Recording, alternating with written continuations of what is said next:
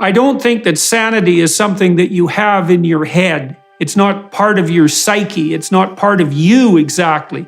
It's more like harmonious interaction with the hierarchy of social arrangements that you have with other people.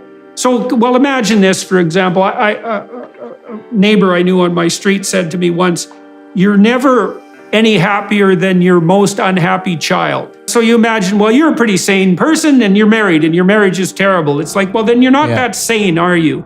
And if you have a terrible marriage and you're not getting along with your kids, then you're also not very sane. And if you're in a terrible marriage and you don't get along with your kids and you're fighting with your siblings and your parents, then you're even less sane. And so you imagine that sanity, you're sane if you have a relationship that's working. If you have a relationship with your family that's working, if that family is nested inside a community that isn't too fractious, and there's something musical about it. It's like every note has its place. If I can give some pushback, I would say that like the person that has the miserable marriage and unhappy kids, but is still seemingly happy, that person is insane to me. The person that has unhappy kids in an unhappy marriage and is unhappy is sane. Yes, that's exactly that's exactly the point I'm making, is that, because the thing is that if you aren't reflecting the structure of the social communities around you, then you're off calibration. Well, here, I was talking to a woman named Jean Twenge yesterday, and she's a research psychologist. We were talking about self-esteem. And one of the self-esteem movement in the school system in California was absolutely dreadfully devastating and appalling. It basically posited that you could teach kids how to be narcissistic to overcome their negative emotion and neuroticism. And that's so preposterously appalling that you couldn't invent something stupider. So we were talking about self-esteem, whatever the hell that means, because it's a very badly defined term. But here's one way of determining whether you have the appropriate amount of self-esteem. You might say, well, everyone should feel good about themselves. It's like, well, if you're a miserable, ratty, lying, deceptive, narcissistic prick, then probably you shouldn't feel that good about yourself. And how do you know that? Because you should feel about as good about yourself as people on average do around you about you, right? Yes. So and we even know this technically because you have a little counter, so to speak, in your psyche that ranks you in terms of your social standing.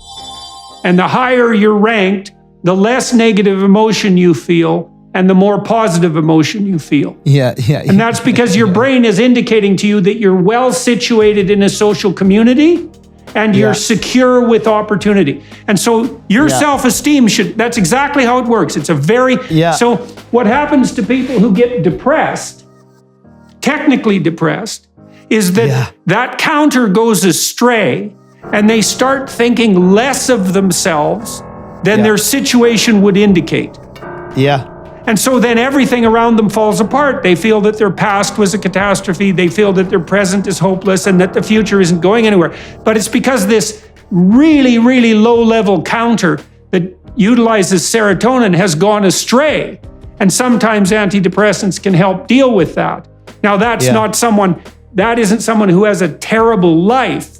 That's someone who has a good life, but something's gone wrong with them psychophysiologically often, so the counter is out of whack. In any case, you should have about as much self-esteem as other people are willing to grant you. Enough self-esteem as others are willing to grant you. It's like, well, imagine, if everybody in the company assumes that you're an average performer, you should probably assume that you're an average performer. You shouldn't be running around feeling good about yourself in excess of that, because your attitude towards yourself should be a reflection of your actual situation in the social environment.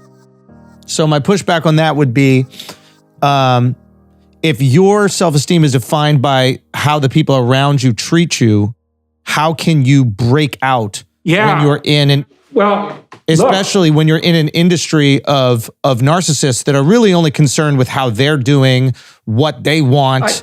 How do you separate yourself? But the answer maybe is, and this is, I don't know if we support this, but this might be the truth. There is a reason why narcissists tend to break out because their self-esteem is not limited by the views of others. That is true. That is exactly true. Well, in fact, in that regard, so you put your finger on something that's cardinally important, because it is generally the case that your view of yourself should reflect the views of those around you.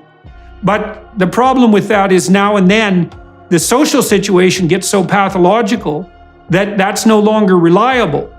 Now, when that happens, you're really in trouble. That's the first thing we should point out, because if society has got so demented that its feedback can no longer be trusted, then everything's going to hell in a handbasket pretty quickly. But that is when you get the necessity for people to call on whatever it is within them that makes them true moral agents to, let's say what they believe to be true with great caution. But I would say even in those circumstances, like I've been fortunate when I've been doing that, to the degree I've been able to do that, because I have friends around me who are giving me accurate feedback, I would say, and careful feedback, despite the mob pressure. I don't know if anybody could really do that alone. You know what I mean? Maybe you could. Yeah, 100%. And 100%. I just know, and I'm sure you felt this as well, is that, like, at least when I'm running my business and I have my friends and the guys that I work with and build with, I personally feel most creative when I have support, right? So when there is a momentum, when the ball is moving, when there's an avalanche, that's when these explosions of creativity happen to me in a conversation. When I'm talking to someone or other people who value what I have to say, all of a sudden I have tons to say.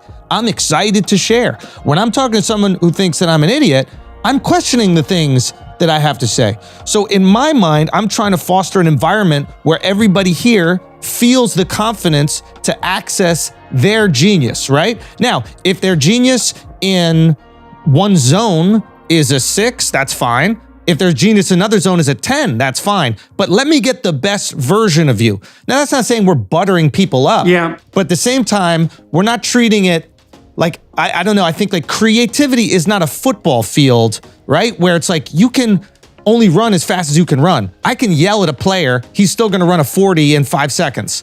I can say he sucks, he's gonna run a 40 in 5 seconds. I can say he's great, he's gonna run a 40 in 5 seconds.